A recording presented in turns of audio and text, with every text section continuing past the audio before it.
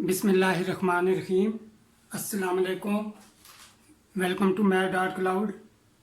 आज हम first year की एक्सरसाइज 2.4 स्टार्ट करेंगे, जिसमें हम लॉजिक्स और उनके ट्रुथ टेबल के बारे में समझेंगे।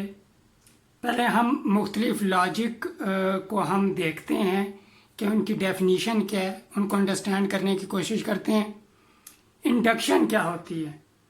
मसलन हम कई दफ़ा कुछ लोगों से जब मिलते हैं तो उनकी आदत के बारे में 2-3 दफ़ा जब हम उनसे मिलते हैं तो कुछ हम उनके बारे में रिज़ल्ट कंक्लूड करते हैं। मसलन अगर कोई मेडिसिन हम लेते हैं तो अगर हम मेडिसिन 1 दफ़ा लें, 2 दफ़ा लें और हम ये नोट करते हैं कि हमें एलर्जी हो रही है इस मेडिसिन से, तो हम ये रिज़ल्ट कंक्लूड करते हैं कि तीसरी दफ़ा जब हम मेडिसिन लेंगे तो तब भी हमें एलर्जी होगी। तो इस किस्म की जो हम लॉजिक जो रिज़ल्ट कंक्लूड करते हैं, इसे हम इंडक्टिव लॉजिक कहते हैं। और इस प्रोसेस को और ड्राइंग कंक्लूजन को, this way of drawing conclusions is called induction. यह एग्जाम्पल दी गई है पेंसिलिन से रिलेटेड। A person gets penicillin injection once or twice and experiences reaction soon afterwards. He generalizes that he is allergic to penicillin. वही कि एक बंदा अगर पेंसिलिन के इंजेक्शन लेता है 1 या 2 दफ़ा और वो ये देखता है कि इंजेक्शन के फ़ौरन बाद उसे एलर्जी हो रही है, तो वो ये कंक्लूड करता है कि उसे पेंसिलिन से एलर्जी है। तो इस किस्म की जो हम कंक्लूजन ड्रॉ करते हैं उसे हम इंडक्शन कहते हैं प्रोसेस को। और इस this way of drawing conclusion is called inductive logic. ये यानी कि ये इंडक्टिव लॉजिक है। डिडक्शन क्या होती है? कई दफ़ा हम रिज़ल्ट जो कंक्लूड करते हैं वो किसी की यानी कि रिपुटेशन की वजह से हम रिज़ल्ट कंक्लूड करते हैं। मसलन किसी डॉक्टर के पास हम तब जाते हैं कि हमने सुना होता है कि वो एक अच्छा डॉक्टर है। इसी तरह किसी वकील को हम तब हायर करते हैं जब हमने मुख्तलिफ लोगों से उसकी रिपुटेशन के बारे में, अच्छी रिपुटेशन के बारे में सुना होता है। इस किस्म का जो हम कंक्लूड करते हैं result, this way of drawing conclusion is called deduction. इसकी एक एग्जांपल ये है कि एक वेल नाउन फैक्ट्स जो होते हैं, जो हम जानते हैं यूनिवर्सल ट्रूथ होते हैं। मसलन ऑल मेन्स आर मोर्टल, कि हर बंदा जो है वो फ़ानी है। हम इंसान हैं तो हम भी फ़ानी होंगे। ये एक डिडक्शन की एग्जांपल थी। प्रोपोजिशन क्या होती है? ऐसी स्टेटमेंट जो या तो ट्रू होगी या फिर फॉल्स। इस किस्म की स्टेटमेंट को हम प्रोपोजिशन कहते हैं। एरिस्टोटेलियन लॉजिक, नॉन एरिस्टोटेलियन लॉजिक। एरिस्टोटेलियन लॉजिक ऐसी लॉजिक्स होती हैं, डिडक्टिव लॉजिक, जो या तो ट्रू होंगी या फिर फॉल्स। और नॉन एरिस्टोटेलियन लॉजिक ऐसी लॉजिक्स होती हैं जिनमें ट्रू और फॉल्स के अलावा भी थर्ड या फोर्थ पॉसिबिलिटी अपीयर हो रही हो, तो उस किस्म की डिडक्टिव लॉजिक को हम नॉन एरिस्टोटेलियन लॉजिक कहते हैं। अब हम सिंबॉलिक लॉजिक को समझने की कोशिश करते हैं कि उन्हें लिखा कैसे जाता है, उन्हें पढ़ा कैसे जाता है और ट्रुथ टेबल में उनका ऑपरेशन क्या होगा। मसलन नेगेशन को हम इस तरह टिल्ड एक जो हमारे पास होती है, इस तरह टिल्डे की तरह हम इसे लिखते हैं। तो पी एक स्टेटमेंट क्या हो सकती है? एक स्टेटमेंट या तो ट्रू होगी या फिर फॉल्स होगी। अब इसे हम ऐसे पढ़ेंगे, नॉट पी। नेगेशन की जो सिंबल है वो ये टिल्डे है, और इसको हम जब पी के साथ लिखेंगे तो इसे हम पढ़ेंगे नॉट पी। अगर पी जो है वो ट्रू है तो नॉट पी हमारे पास फॉल्स होगा। अगर पी फॉल्स है तो नॉट पी हमारे पास ट्रू होगा। अब यहाँ पे इसे हम कंजक्शन जो सिंबल है कंजक्शन का उसको हम ऐसे लिखते हैं ए की तरह, और इसे हम एंड पढ़ते हैं पी एंड क्यू। अब दो स्टेटमेंट्स हैं, वो उनके दरमियान रिलेशन क्या हो सकता है? एक्चुअली अगर एक स्टेटमेंट हो आपके पास, उसके दो अगर आपके पास पीसेस हों और वो ज्वाइन हो रहे हों एंड से, तो उन स्टेटमेंट के बारे में हम क्या कंक्लूड कर सकते हैं? या तो दोनों पीसेस या दोनों स्टेटमेंट ट्रू होंगी, या पहली स्टेटमेंट ट्रू होगी दूसरी फॉल्स होगी, या पहली फॉल्स होगी दूसरी ट्रू होगी, या दोनों फॉल्स होंगी। अब एंड में हमें क्या करना होगा? एंड में याद रख लें, एंड में जब दोनों स्टेटमेंट ट्रू होंगी तो पी एंड क्यू यानी कि उनकी कंजंक्शन जो होगी वो ट्रू होगी, अदरवाइज ये फॉल्स ही होगी हमारे पास। फॉल्स फॉल्स एंड फॉल्स, ये याद रखना है। इसमें वो आपने पास ये एंड में ये याद रखना है, दोनों ट्रू होंगी तो ट्रू, अदरवाइज फॉल्स।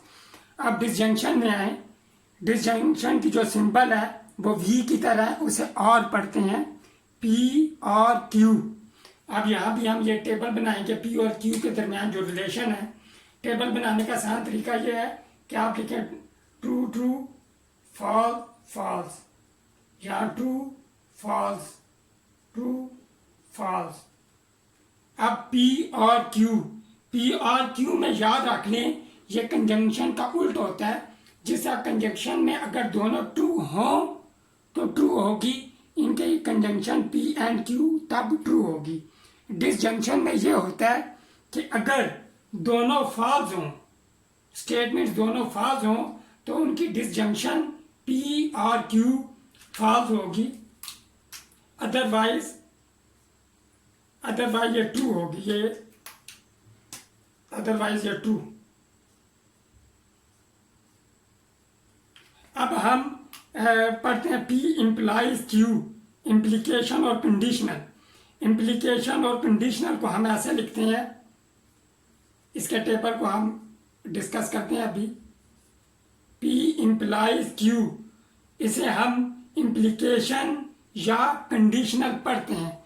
इसमें पी को एंटीसीडेंट और क्यू को हम कहते हैं हाइपोथेसिस। पी को हम पढ़ेंगे एंटीसीडेंट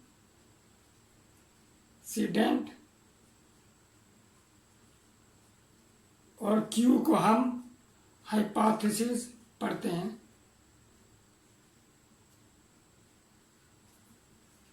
अब इसके टेबल को हम डिस्कस करते हैं। यहाँ एक करेक्शन कर दूं कि जब हम कंपाउंड स्टेटमेंट में पी इम्प्लाइज क्यू, यहाँ पे पी एंटीसीडेंट या हाइपोथेसिस होता है, जबकि पहले मैंने कहा था कि पी जो है वो एंटीसीडेंट है और क्यू हाइपोथेसिस है, लेकिन ऐसा नहीं है। पी को हम एंटीसीडेंट या हाइपोथेसिस कहते हैं, क्यू को हम कॉन्सिक्वेंट और कंक्लूजन कहते हैं। ये जो है ये कंपाउंड स्टेटमेंट कैसी होती है? If P then Q. मसलन if a person lives in Lahore, if P statement क्या है? A person lives in Lahore, then Q क्या होगी हमारे पास? He lives in Pakistan. If a person lives in Lahore then he lives in Pakistan, दोनों ट्रू हैं। ये ख्याल करना है कि अगर एक शख्स जो है वो लाहौर में रहता है तो तब वो डेफिनेटली पाकिस्तान में रहता है। अब कंजंक्शन और डिसजंक्शन के बारे में स्टेटमेंट देखें कि हम पढ़ चुके हैं, कंजंक्शन तब ट्रू होती है जब दोनों स्टेटमेंट्स ट्रू हों। या स्टेटमेंट है Lahore is the capital of Punjab and Quetta is the capital of Sindh. अब देखें ये तो ट्रू है पंजाब वाली, and Quetta is the capital of Sindh ये फॉल्स है, लिहाजा ये हमारी जो स्टेटमेंट्स हैं कंप्लीट ये हमारे पास फॉल्स होगी। लेकिन अगर हम यहाँ पे कर दें सिंध की जगह बलोचिस्तान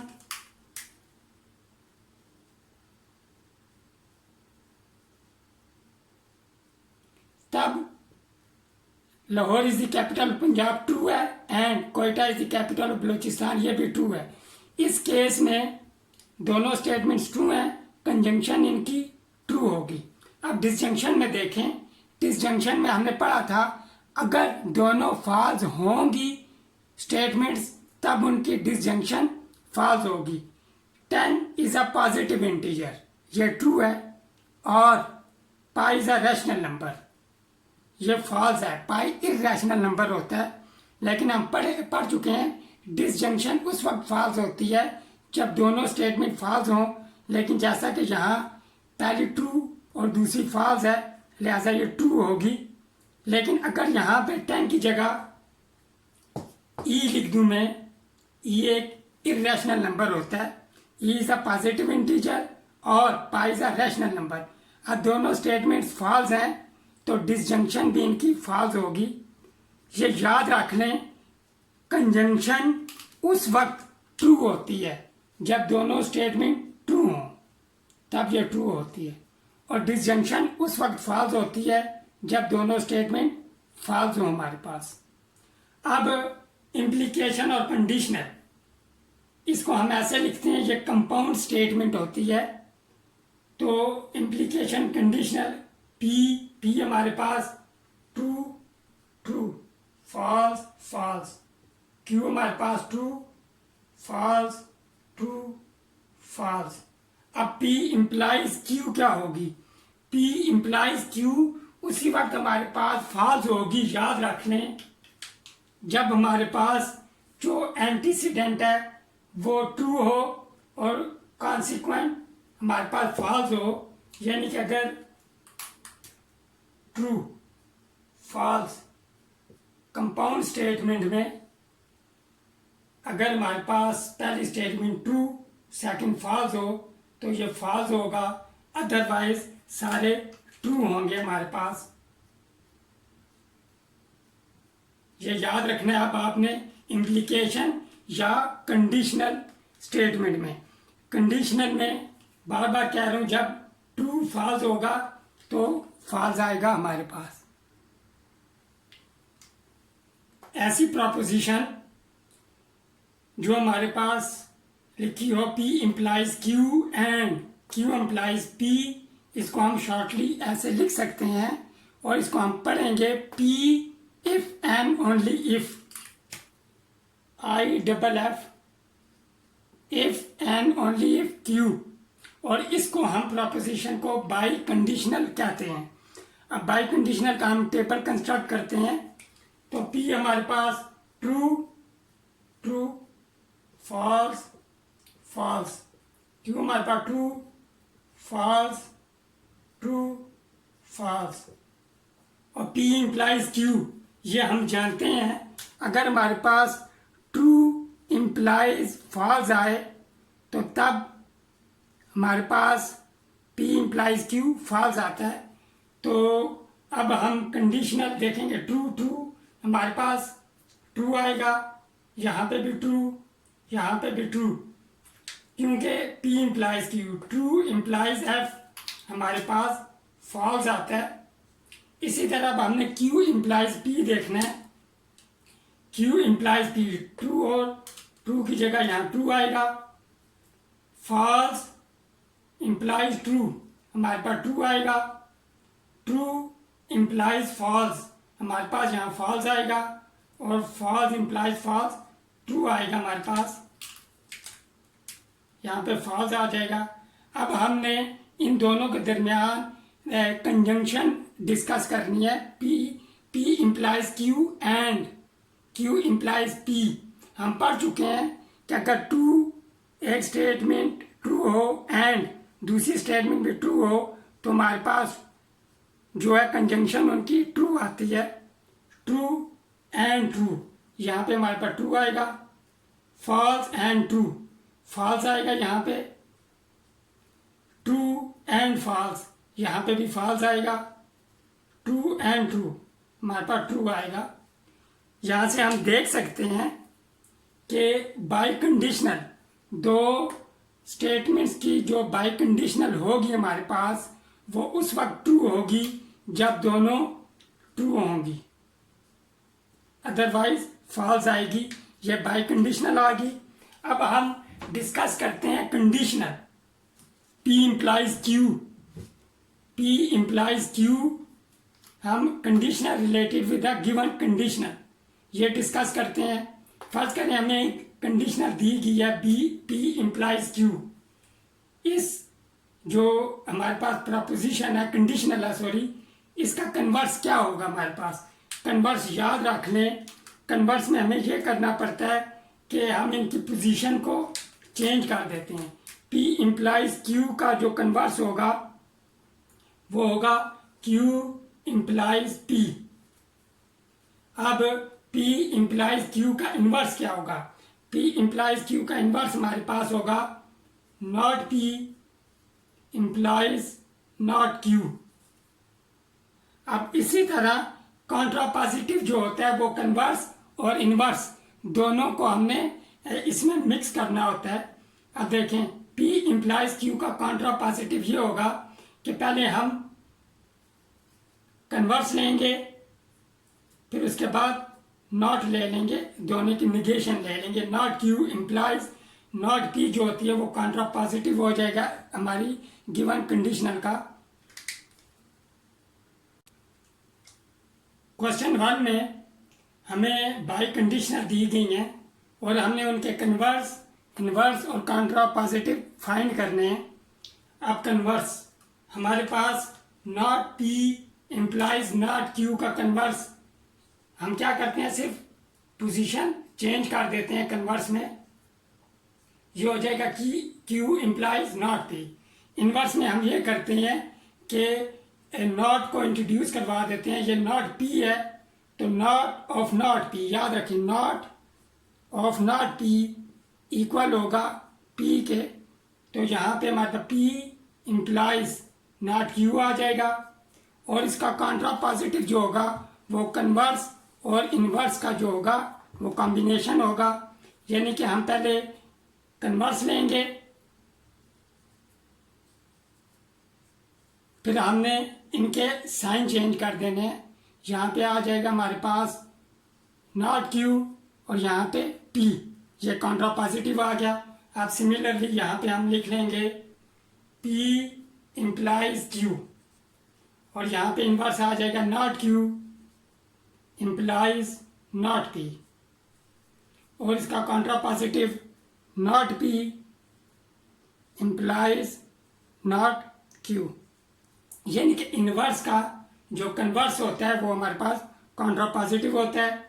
यहाँ पे इसका कन्वर्स आ जाएगा not Q implies not P और इन्वर्स आ जाएगा P implies Q और कॉन्ट्रापोजिटिव हमारे पास आ जाएगा Q implies P। हम क्या करेंगे, कन्वर्स लेंगे और जो नॉट साइन है वो हमारे पास यहाँ पे ख़त्म हो जाएंगे कि हमने इन्वर्स का कन्वर्स लिया तो Q implies P आ गया। ये कॉन्ट्रापोजिटिव आ गया गिवन कंडीशनल का। अब इसका कन्वर्स होगा पोजीशन चेंज।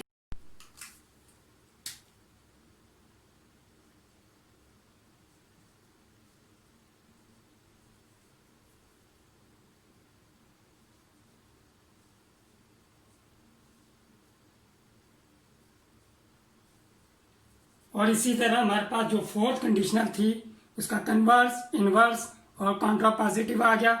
अब क्वेश्चन नंबर 2 से पहले हम थोड़ी सी रिवीजन कर लेते हैं। कंजंक्शन, कंजंक्शन उसी वक्त ट्रू होगी जब दोनों हमारे पास स्टेटमेंट्स ट्रू होंगी। डिसजंक्शन सिर्फ उसी वक्त फॉल्स होती है जब दोनों स्टेटमेंट हमारे पास फॉल्स आएंगी और कंडीशनल उस वक्त फॉल्स होगी जब हमारे पास एंटीसीडेंट फॉल्स होगा और ट्रू होगा सॉरी, और जो हमारे पास कॉन्सिक्वेंट है वो फॉल्स हो। यानी कि P जो हमारे पास ट्रू, Q फॉल्स हो तो उनकी कंडीशनल फॉल्स आएगी। और बाई कंडीशनल में जब दोनों हमारे पास ट्रू होंगी तो हमारे पास ट्रू आएगा। तो ये अब हम आगे क्वेश्चन नंबर 2 को सॉल्व करते हैं। बाई कंडीशनल में हम अगर दोनों ट्रू हों तो ट्रू या दोनों फॉल्स हों तो ट्रू होगा। ये फॉल्स वाला मैं मिस कर गया था अभी। तो क्वेश्चन नंबर 2 में हमने ट्रूथ टेबल कंस्ट्रक्ट करने हैं। हमें स्टेटमेंट्स दी गई हैं। फर्स्ट पार्ट में हमें स्टेटमेंट दी गई है P implies not P and P implies Q। तो टेबल बनाने में हमें ये ख्याल करना होगा कि हमें कॉलम्स कितने चाहिए। तो हम देख सकते हैं यहाँ पे P भी है Q भी है। तो पहले 2 कॉलम हम कंस्ट्रक्ट करेंगे P और Q के। P Q ये आ जाएगा true true true true false false. यहाँ पे आएगा ट्रू फॉल्स ट्रू फॉल्स। अब हमने देख सकते हैं नॉट P भी मौजूद है, तो हमें एक कॉलम नॉट P का बनाना पड़ेगा। नॉट P में हमने सिर्फ चेंज कर देने हैं। ट्रू था तो फॉल्स हो जाएगा P, यहाँ पे ट्रू है फॉल्स आ जाएगा, यहाँ पे फॉल्स है ट्रू आ जाएगा और यहाँ पे भी ट्रू। उसके बाद हमने P इम्प्लाइज नॉट P का कॉलम बनाना है। P implies not P। अब इम्प्लाइज में क्या होगा, first true and second false हो तो हमारे पास जो स्टेटमेंट है वो कंडीशनल फॉल्स आएगी। फर्स्ट ट्रू, अब ये देख सकते हैं हम ट्रू फॉल्स, यहाँ पे हमारे पास फॉल्स आएगा, ट्रू फॉल्स आ जाएगा, false true true false true true हो जाएगा। अब P इम्प्लाइज Q का हम कॉलम बनाएंगे। P इम्प्लाइज Q, तो P इम्प्लाइज Q में ये ट्रू फर्स्ट ट्रू हो जाएगा, ट्रू इम्प्लाइज F फॉल्स, ये हमारे पास फॉल्स आ जाएगा और रिमेनिंग हमारे पास ट्रू आ जाएंगे। अब हमने column banana last column P implies not P and P implies Q। अब इस केस में एंड हमारे पास कंजंक्शन है। हम जानते हैं अगर कंजंक्शन में दोनों स्टेटमेंट ट्रू होंगी तो उनकी कंजंक्शन ट्रू होगी। अब हम इन दोनों को कंपेयर करेंगे। फॉल्स ट्रू फॉल्स आएगा, फॉल्स फॉल्स फॉल्स आ जाएगा। ये दोनों ट्रू हैं तो लिहाजा इस केस में ये ट्रू आ जाएंगे। और इस तरह जो हमारा ट्रूथ टेबल था पार्ट 1 का वो कंप्लीट हुआ। पार्ट 2 में हमें जो स्टेटमेंट दी गई है P and not P implies Q। पहले हमने कॉलम डिसाइड करने हैं कि हमें कितने कॉलम बनाने पड़ेंगे। P और Q के 2 कॉलम हमें यहाँ बनाने पड़ेंगे। उसके बाद नॉट P का बनेगा, उसके बाद P एंड नॉट P का कॉलम, और उसके बाद हमारी जो स्टेटमेंट है उसका कॉलम बन जाएगा। अब नॉट P ये आप देख सकते हैं यहाँ लिखे हुए हैं P true true false false, Q true false, not P हो जाएगा फॉल्स फॉल्स ट्रू ट्रू। अब P and not P, and में हमारे पास कंजंक्शन में अगर दोनों स्टेटमेंट ट्रू होंगी तो हमारे पास कंजंक्शन ट्रू आएगी। ट्रू फॉल्स फॉल्स हो जाएगा, ट्रू फॉल्स फॉल्स हो जाएगा, फॉल्स ट्रू फॉल्स हो जाएगा, फॉल्स ट्रू फॉल्स हो जाएगा। लिहाजा इस केस में यहाँ पे हमारे पास फॉल्स आ जाएगा। तमाम जो हमारे पास पॉसिबिलिटी हैं वो सब फॉल्स आ जाएंगी। अब हमने इस कॉलम और इस कॉलम के दरमियान इम्प्लाइज को देखना है। कंडीशनल इनके दरमियान डिस्कस करेंगे। कंडीशनल हम जानते हैं फर्स्ट ट्रू हो सेकंड फॉल्स हो तो हमारे पास फॉल्स आती है। अब फॉल्स ट्रू ट्रू हो जाएगा, फॉल्स फॉल्स ट्रू हो जाएगा, फॉल्स ट्रू ट्रू आ जाएगा, एंड फॉल्स इम्प्लाइज फॉल्स, यहाँ भी ट्रू आ जाएगा।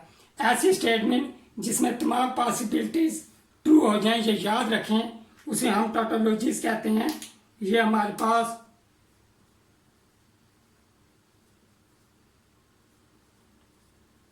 टोटोलॉजी कहलाती है, जिसका एंड रिजल्ट में तमाम पॉसिबिलिटी हमारे पास ट्रू हो जाए। पार्ट 3 में हमें जो स्टेटमेंट दी गई है उसको देखते हुए पहले हम टेबल कंस्ट्रक्ट करेंगे। हमारे पास P आएगा एक कॉलम, Q आएगा दूसरा कॉलम, फिर हमें P एंड नॉट Q मालूम करना है, यहाँ पे नॉट Q आ जाएगा। P इंप्लाइज Q हम फाइंड करेंगे, फिर P इंप्लाइज Q की हमें नेगेशन लेनी पड़ेगी, नॉट P इंप्लाइज Q। उसके बाद हमने P एंड नॉट Q के दरमियान रिलेशन देखना है। उसके बाद हमें जो हमारी लास्ट कंप्लीट स्टेटमेंट है वो आ जाएगी, not P implies Q by conditional का sign P and not Q। अब यहाँ पे हमारे पास ट्रू ट्रू, फॉल्स फॉल्स, यहाँ पे ट्रू फॉल्स ट्रू फॉल्स। अब नॉट Q हमारे पास आ जाएगा false true false true, P implies Q। अब इम्प्लीकेशन में या कंडीशनल में फर्स्ट ट्रू हो सेकंड फॉल्स हो तो हमारे पास फॉल्स आएगा, तो यहाँ पे ट्रू ट्रू फॉल्स फॉल्स हो जाएगा और रिमेनिंग ट्रू आ जाएंगे हमारे पास। अब हमने नेगेशन ले लेनी है P इंप्लाइज Q की, जो हमारे पास आ जाएगी फॉल्स ट्रू, यहाँ पे भी फॉल्स यहाँ पे भी फॉल्स। अब हम डिस्कस करते हैं conjunction between P and not Q। P and not Q में कंजंक्शन, हम कंजंक्शन में जानते हैं कि अगर हमारे पास दोनों ट्रू होंगी तो स्टेटमेंट तो तब ट्रू रिजल्ट आएगा, तो P एंड नॉट Q, ये फॉल्स आ जाएगा, ये ट्रू आ जाएगा हमारे पास, पहला फॉल्स फिर ट्रू, ये फॉल्स आ जाएगा और ये भी हमारे पास फॉल्स आ जाएगा इस केस में।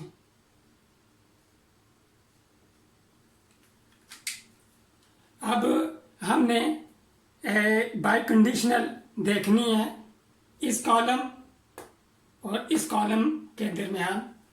तो बाय कंडीशनल में हम जानते हैं अगर दोनों ट्रू हों या दोनों फॉल्स हों स्टेटमेंट, तब हमारे पास बाय कंडीशनल उनकी ट्रू आती है।